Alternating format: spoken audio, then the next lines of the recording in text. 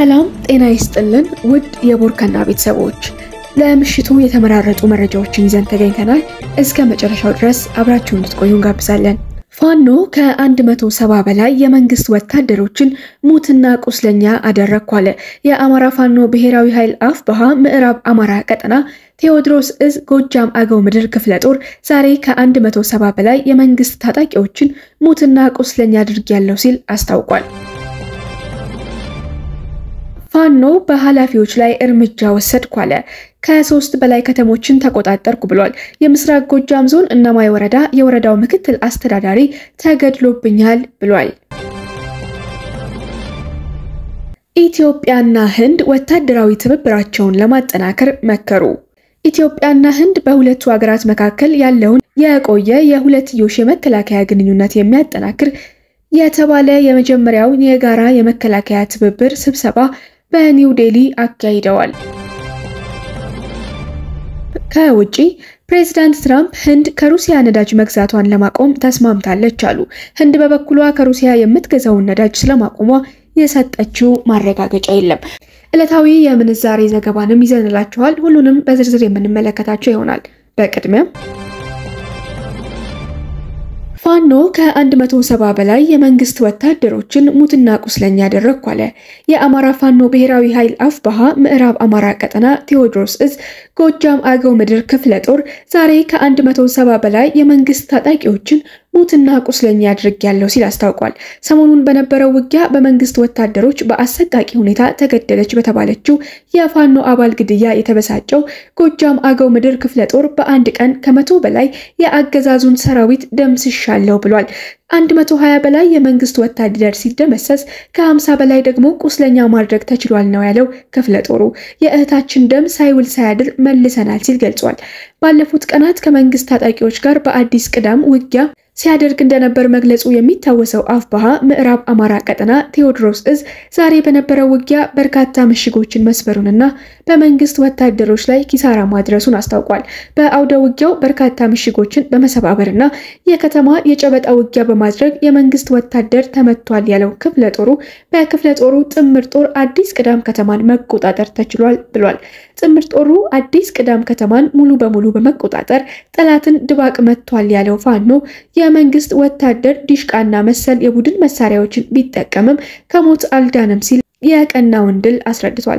የክፍለ ጦሩ አዛዥ አውደ ውጊያውን እየመራ ከመንግስት ወታደሮች 2 ክላሽንኮቭ ማርኳል ሲልም አስታውቋል። በዛሬው አውደ ውጊያም ጠላት ላይ ከፍተኛ ሰብአዊና ቁሳዊ ኪሳራ አድርሰናል፣ በርካቶችም ተማርከዋል ሲል ጠቁሞ በዚህም 2 ብሬን፣ 1 ስናይፐርና ከ80 በላይ ክላሽ ገቢ አድርጌያለሁ በማለት በዝርዝር አስረድቷል። የመንግስት ወታደሮች በበኩላቸው የፋኖ ታጣቂዎችን ገድለናል፣ ማርከናል ሲሉ በማህበራዊ ሚዲያዎቻቸው ሲያሰራጩ ተስተውለዋል።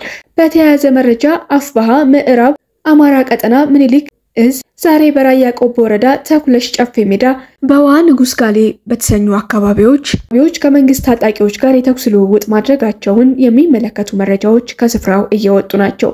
በዚሁ ውጊያ ፋኖ ድል እንደቀናው እየተነገረ ሲሆን አፋብኃ ምስራቅ አማራ ቀጠና ከዚህ ቀደም በወሎ በኩል ባጠናቀቀው ዘመቻ አርበኛ አደም አሊ ድል በ18 ቀናት በመቶዎች የሚቆጠሩ የመንግስት ወታደሮችን ገደልኩ፣ በሺዎች የሚቆጠሩትንም አቆሰልኩ ማለቱ አይዘነጋም። እንዲሁም ከ20 በላይ የመንግስት ተሽከርካሪዎችን ማረኩ ማለቱ የሚታወስ ሲሆን እዙ ይህንን ግዳጁን ካጠናቀቀ በኋላ ዛሬ በራያ ቆቦ የተለያዩ አካባቢዎች ተጋድሎ እያደረገ መሆኑን ተሰምቷል። በተያያዘ ዜና ፋኖ በኃላፊዎች ላይ እርምጃ ወሰድኩ፣ ከ3 በላይ ከተሞችን ተቆጣጠርኩ አለ። የምስራቅ ጎጃም ዞን እነማይ ወረዳ የወረዳው ምክትል አስተዳዳሪ ተገድሎብኛል ብሏል። ፋኖ በቢቸናና በደብረ ማርቆስ በ2 የብልጽግና ኃላፊዎች ላይ እርምጃ መውሰዱንና ከተሞቹን መቆጣጠሩን አረጋግጧል። የምስራቅ ጎጃም ዞን እነማይ ወረዳ ምክትል አስተዳዳሪ የነበሩት አቶ አዲሱ ተሻለ ዛሬ ጥቅምት 6 ቀን 2018 ዓ.ም ከጠዋቱ 12 ሰዓት ቢቸና ከተማ 03 ቀበሌ በመኖሪያ ቤታቸው በአባ ኮስትር ብርጌድ ተገድለዋል ሲል ፋኖ አስታውቋል። እነማይ ወረዳ በበኩሉ የወረዳው አስተዳደር ምክትል አስተዳዳሪ ስራና ክህሎት ጽህፈት ቤት ኃላፊ አቶ አዲሱ ተሻለ ከመኖሪያ ቤታቸው ተነስተው ወደ ስራ ቦታ በመሄድ ላይ እያሉ ከጠዋቱ 12 ሰዓት ገደማ በተተኮሰ ጥይት ህይወታቸው ማለፉን አስታውቀዋል። እንዲሁም የደብረ ማርቆስ ከተማ አስተዳደር ሚሊሻ ጽሕፈት ቤት ኃላፊ አቶ በሬ ተመቸው እርምጃ ተወስዶባቸዋል ሲል ቴዎድሮስ እዝ ገልጿል። እርምጃው የተወሰደው ባህር ዳር ለስብሰባ የሄዱ ሆቴል ውስጥ ከግብረ አበሮቻቸው ባሉበት ስምሪት በተሰጣቸው ፋኖዎች ጥቃት መሆኑ ተጠቁሟል። ምክትል ኃላፊውና ግብረ አበሮቹ በደረሰባቸው ከባድ ጉዳት ባህር ዳር ሆስፒታል ይገኛሉም ተብሏል። እንዲሁም ደብረ ማርቆስ ከተማ አስተዳደር ሕይወቱን ለማትረፍ ከመንግስት ሰራተኛው ኮሚቴ አቋቁሞ ገንዘብ እየሰበሰበ ይገኛል ሲል እዙ አስታውቋል። ህዝብን አሰቃይቶ የትም መደበቅና ማምለጥ እንደፈለገ መንቀሳቀስ አይቻልም ያለው ቴዎድሮስ እዝ በሁሉም ቦታ አለን፣ እንደ ጥላችሁ አብረን የትም ቦታ እንገኛለን፣ ትማራላችሁ ብለን የሰጠናችሁን እድል የማትጠቀሙበት ከሆነ እርምጃ መውሰድ ለኛ በጣም ቀላል ነው ሲል አስጠንቅቋል። ስለሆነም በአማራ ህዝብ ላይ የዘር ፍጅት አውጃችሁ በባንዳነት ተሰማርታችሁ ያላችሁ ተራችሁ ሳይደርስ የፋኖን የህልውና ትግል ደግፉ፣ ተቀላቀሉ። ይህ ካልሆነ ወደማይቀረው ለመላክ ከምን ጊዜውም በላይ የተሳለ ሰይፍ ነን ሲልም አቋሙን ገልጿል። በሌላ በኩል አፍባሃ በተመሳሳይ ቀን በ4 ወረዳዎች በሰነዘርኩት ጥቃት 2 የወረዳ ንዑስ ከተሞችን ጨምሮ በርካታ ቀበሌዎችን ተቆጣጥሬያለሁ ብሏል። ትላንት ረፋድ በሞረትና ጅሩ ወረዳ ስር በምትገኘው በወረዳው ጅሁር የተባለችው ንዑስ ከተማ አቅራቢያ ቀበሌዎች ላይ በተካሄደው ውጊያ በርካታ የመንግስት ታጣቂዎች በአፍባሃ ደቡብ አማራ ቀጠና አሳምነው እዝ አጼ ዘርዓ ያዕቆብ አንደኛ ኮር 7ለ7 ክፍለ ጦር እና ነጎድጓድ መብረቁ ክፍለ ጦር ተደምስሰዋል ተብሏል። ክፍለ ጦሮቹ በወሰዱት የተቀናጀ ምት በርካታ የግልና የቡድን መሳሪያ ተማርኳል። የጅሁር ከተማንን መቆጣጠር ተችሏል ሲልም እዙ አስታውቋል። በሌላ በኩል አፍባሃ ደቡብ አማራ ቀጠና አሳምነው እዝ አጼ ዘርዓ ያዕቆብ አንደኛ ኮር ታሪካዊቷን እንጨቆረርን ተቆጣጥሯል ነው የተባለው።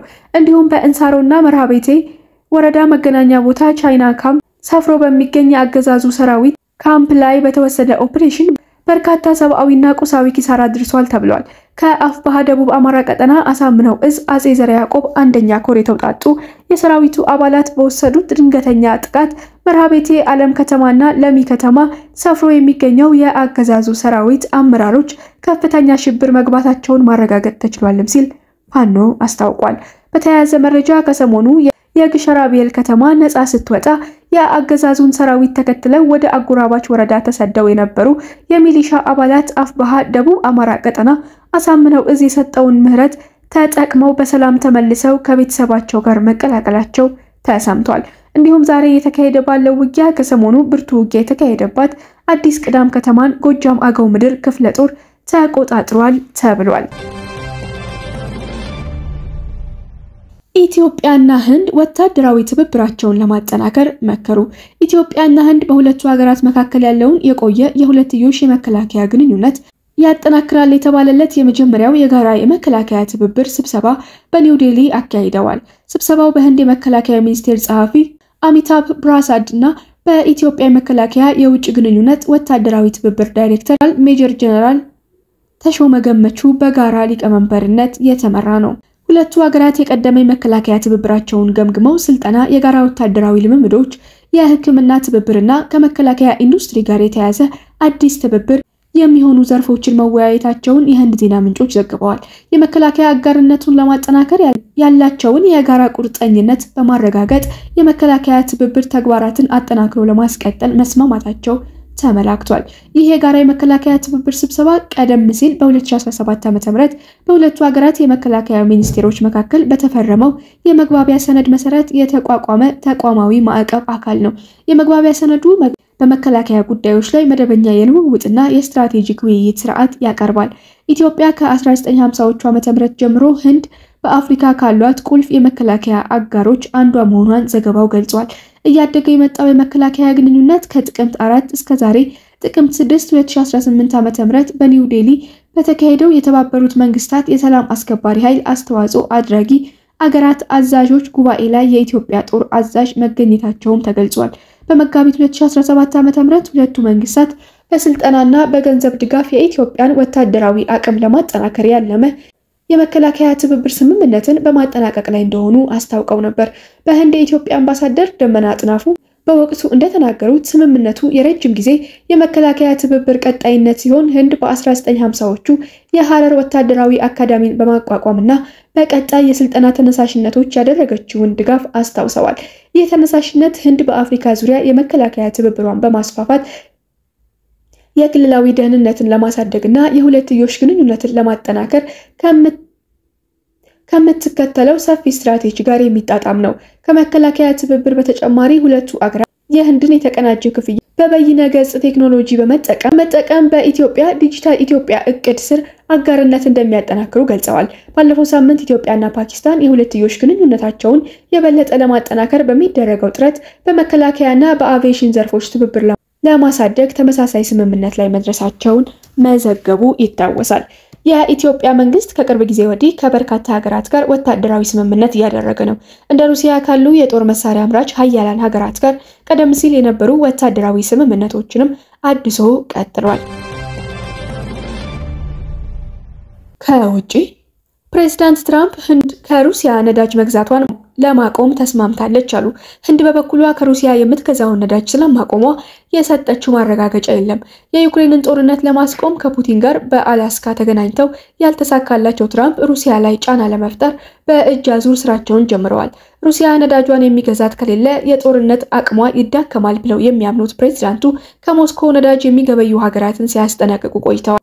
የህንዱ ጠቅላይ ሚኒስትር ናሬንድራ ሞዲ የሩሲያን ነዳጅ ላለመግዛት መስማማታቸውን ፕሬዚዳንት ዶናልድ ትራምፕ ተናግረዋል። አሜሪካ የዩክሬንን ጦርነት ለማስቆም የሚደረጉ ጥረቶች አካል በማድረግ በክሬምሊን ላይ የኢኮኖሚ ጫናዎችን ማሳደር ትፈልጋለች። ትራምፕ ለጋዜጠኞች ሲናገሩ ህንድ በአጭር ጊዜ ውስጥ ከሩሲያ ነዳጅ መግዛት እንደምታቆም ከሞዲ ማረጋገጫ ማግኘታቸውንና ይህም ትልቅ ዕቀባ መሆኑን ገልጸዋል። የአሜሪካው ፕሬዝዳንት ህንድ ከሩሲያ ነዳጅ መግዛቷን ለማስቆም ቢፈልጉም ደልሂ ግን እስካሁን ይህንን ሳትቀበል ቆይታለች።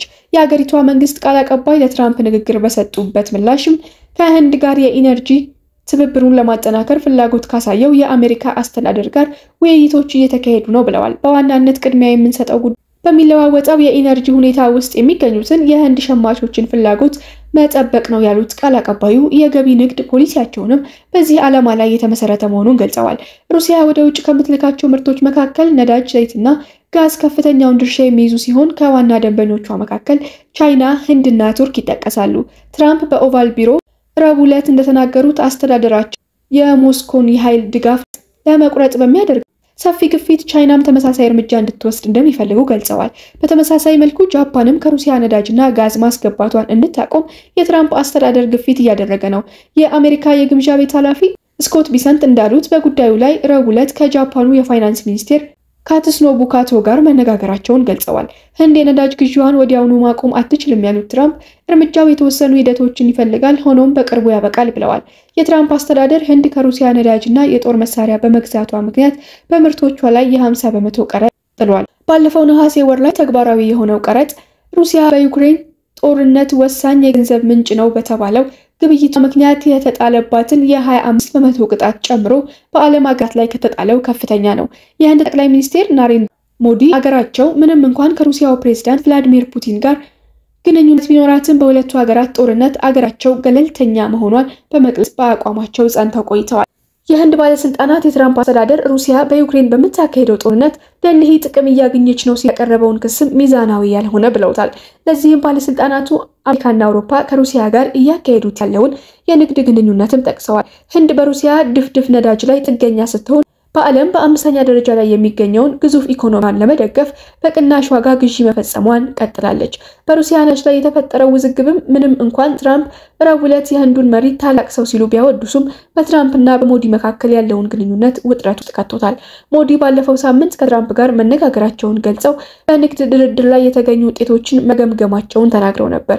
ሩሲያና ህንድ ያላቸው ትብብር ከሁለትዮሽ አልፎ ብሪክስን እስከ መመስረት የደረሰ ነው። ሩሲያ ትራምፕ ስለ ህንድ ነዳጅ መግዛት ማቆም ላይ የሰጠችው ማጥባቢያ የሚሆን ማረጋገጫ የለም።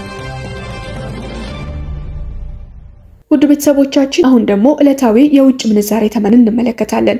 ዛሬ በኢትዮጵያ ንግድ ባንክ አንድ የአሜሪካ ዶላር በ141 ብር ከ84 ሳንቲም እየተገዛ በ144 ብር ከ68 ይገኛል። ፓውንድ ስተርሊንግ በ186 ብር ከ68 ሳንቲም እየተገዛ በ190 ብር ከ41 ሳንቲም ሲሸጥ ውሏል። ዩሮ በ165 ብር ከ33 ሳንቲም ተገዝቶ በ168 ብር ከ4 ሳንቲም ተሽጧል።